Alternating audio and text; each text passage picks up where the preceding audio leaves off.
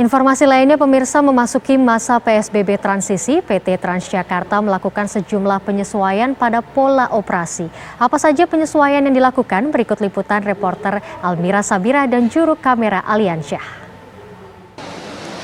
Pemirsa, DKI Jakarta hari ini sudah memberlakukan PSBB masa transisi yang akan berlaku hingga tanggal 25 Oktober mendatang.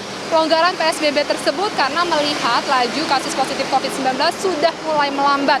Pemprov DKI juga menerapkan sejumlah peraturan di berbagai sektor, salah satunya yakni di sektor transportasi kendaraan umum Transjakarta.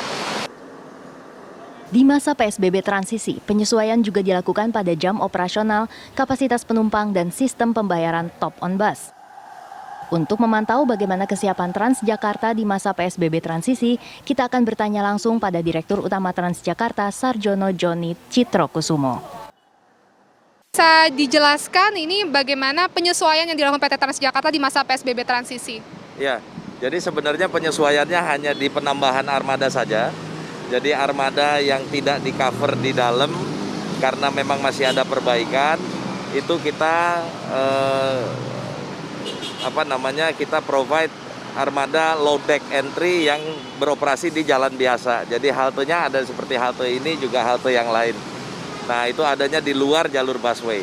Kenapa? Karena di dalam kita antisipasi penumpukan karena operasinya Transjakarta halte itu masih minimum, gitu ya. Untuk pembayaran Pak tadi yang naik dari halte yang ada di pinggir jalan, pembayarannya seperti apa itu Pak nanti?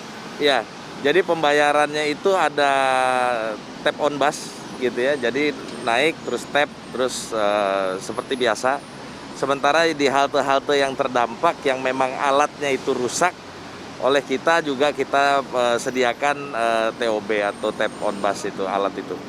Kami juga melihat di sini banyak sekali petugas dari TNI yang berjaga, Pak. Apakah itu salah satu prosedur juga, penyesuaian juga yang dilakukan? Adakah kerjasama atau seperti apa? Ya, ini kan sebenarnya antisipasi saja ya.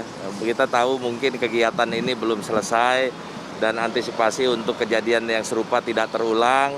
Kita koordinasi dengan pihak TNI untuk mengawal halte-halte kita, menjaga halte-halte kita agar tetap utuh, agar pelayanan kita kepada masyarakat tidak terganggu, gitu. Karena dengan terjadinya peristiwa kemarin itu jelas pelayanan terhadap masyarakat itu terganggu.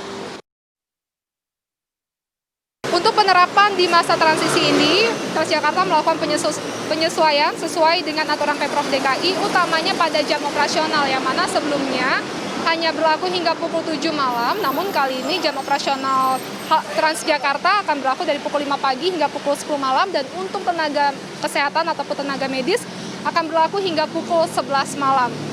Kami juga melihat di sekitar kawasan Bundaran HI dan juga di dekat halte Transjakarta Bundaran HI sudah ada petugas TNI yang berjaga ketat untuk memantau pergerakan aktivitas masyarakat dan juga transportasi publik untuk menghindari hal-hal yang tidak diinginkan. Kami juga menghimbau kepada seluruh masyarakat untuk tetap di rumah saja jika tidak ada kegiatan yang mendesak. Dari Jakarta, Almira Sabira, Aliansyah, TV One mengabarkan.